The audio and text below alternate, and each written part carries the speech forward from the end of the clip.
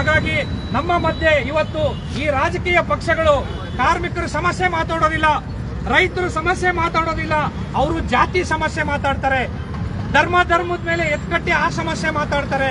ಯಾಕೆ ಅಂದ್ರೆ ದುಡಿಯೋ ಜನ ರೈತ ಕಾರ್ಮಿಕರು ಸಂಘಟಿತರಾಗಿ ಹೋರಾಟ ಮಾಡೋದನ್ನ ತಪ್ಪಿಸೋದಕ್ಕೆ ಈ ಕೆಲಸ ಎಲ್ಲಾ ಪಾರ್ಟಿಗಳು ವ್ಯವಸ್ಥಿತವಾಗಿ ಮಾಡ್ತಾ ಇದೆ. ಮಹತ್ವದ್ದಾಗಿದೆ. ಸ್ವಾತಂತ್ರ್ಯ ಬ್ರಿಟಿಷರ ವಿರುದ್ಧ ಹಲವಾರು ಜನ ಹೋರಾಟಗಾರರು, ಕ್ರಾಂತಿಕಾರಿಗಳು ತ್ಯಾಗ ಬಲಿದಾನ ಮಾಡಿ ಈ ದೇಶಕ್ಕೆ ಸ್ವಾತಂತ್ರ್ಯವನ್ನ ತಂದುಕೊಟ್ಟಿದ್ದಾರೆ. ಅದನ್ನ ನಾವು ರಕ್ಷಣೆ ಮಾಡಬೇಕಾಗಿರೋದು ನಮ್ಮ ಜವಾಬ್ದಾರಿ ಇದೆ. ನಮ್ಮ ರಕ್ಷಣೆ ಅಂದ್ರೇನು?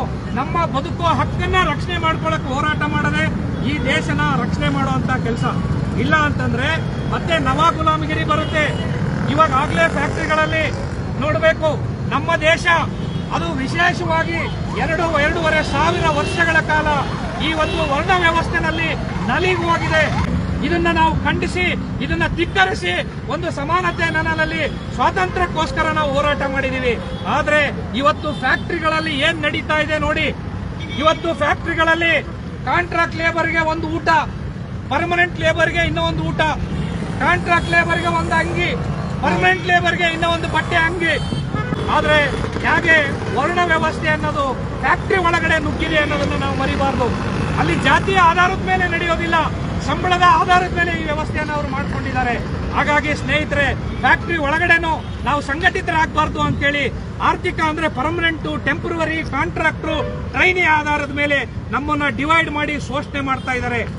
ಇದನ್ನ ನಾವು ಮನಗಂಡು ನಾವು ದುಡಿಯೋ ಶ್ರಮಿಕರೆಲ್ಲ ಒಂದೇ, ಅದು ಪರ್ಮನೆಂಟ್ ಇರಲಿ, ಕಾಂಟ್ರಾಕ್ಟ್ ಇರಲಿ, ಶ್ರಮಿಕರು ಒಂದುಗೂಡಬೇಕು.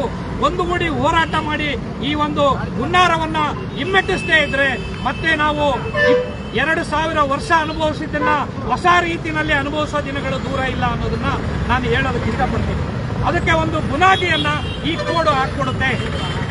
ಸೊ ಇದು ಒಂದು ಆ ತರ ಇರೋದ್ರಿಂದನೇ ನಾವು ಇದನ್ನ ಹಿಮ್ಮೆಟ್ಟಿಸಬೇಕು. ಮುಂದಿನ ದಿನ ಹೋರಾಟದಿಂದ ಇದು ಹಿಮ್ಮೆಟ್ಟಿಸೋದಕ್ಕೆ ಸಾಧ್ಯ ಇದೆ. ಈ ದೇಶದಲ್ಲಿ ಎಂತೆಂಥದನ್ನು ಧಿಕ್ಕರಿಸಿ ಹೊಸದನ್ನ ತರೋದಕ್ಕೆ ಪ್ರಯತ್ನ ಆಗಿದೆ, ಸಕ್ಸಸ್ ಆಗಿದ್ದೀವಿ ನಾವು.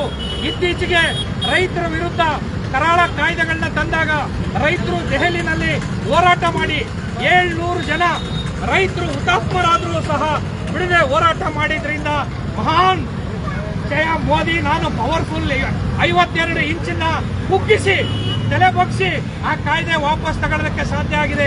ಅಂತ ಹೋರಾಟಗಳನ್ನ ಕಾರ್ಮಿಕರು ಸಹ ನಾವು ಕಟ್ಟಬೇಕು. ಈ ಒಂದು ನಮ್ಮನ್ನ ಡಿವೈಡ್ ಮಾಡೋ ತಂತ್ರಗಳೇನಿದೆ ಅದನ್ನ ನಾವು ಎಕ್ಸ್ಪೋಸ್ ಮಾಡಬೇಕು. ಅದನ್ನ ತೋರಿಸ್ಬಿಟ್ಟು ಹೋರಾಟವನ್ನ ಕಟ್ಟಿದಾಗ ಮಾತ್ರನೇ ನಾವು ಯಶಸ್ಸು ಕಾಣೋದಕ್ಕೆ ಸಾಧ್ಯ.